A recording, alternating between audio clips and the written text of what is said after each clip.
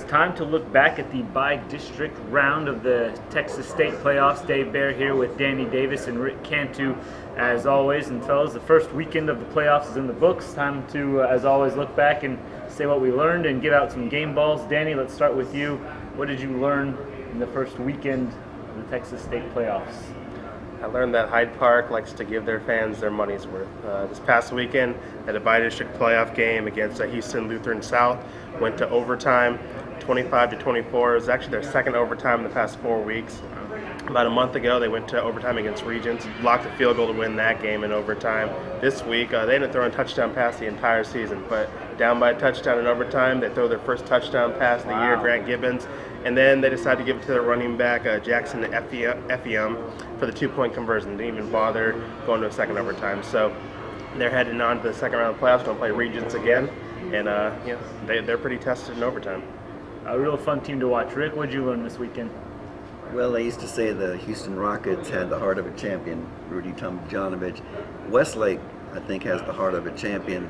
The second year in a row that they go 6-4 during the regular season. It's also the second year in a row they beat Hendrickson in the first round.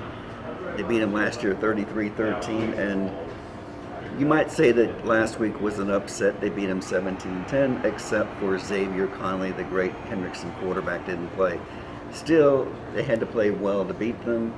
And they really dominated, I thought, that game. I mean, the 2 turnovers early in the game by Sievert set up those 10 points, but they looked really good in that game. I thought they outplayed Hendrickson for the most part, and I wouldn't be surprised if they went deep into the playoffs again. All right, Rick, let's stay with you. Who gets your game ball for the My game ball is going to go to Regents quarterback Grant Brown. We've mentioned him several times this year. All he did was 421 yards passing the other day, 4 touchdown passes. He rushed for 2 touchdowns. Danny, who gets your game ball, rather? McCallum Junior quarterback Sabian Cannon.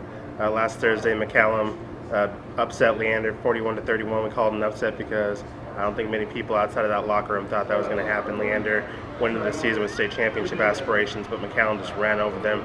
Sabian leading the way at 354 rushing yards, 5 touchdowns, 35 carries. You can do the math, that's about 10 yards a carry. It's a great performance for McCallum. They're moving on to play San Antonio and Brennan at the Alamo Dome this week. Brennan's the second-ranked team in the state. I don't know why they're ranked that high. They haven't played anybody, but their defensive stats have been pretty impressive. 8 shutouts, only 1 player this entire season has rushed for more than 55 yards against them. So if McCallum wants to move on and get another upset, we know who's going to be getting the ball this week. All right, there you go. We'll be back later in the week to preview round 2 of the playoffs. We'll see you.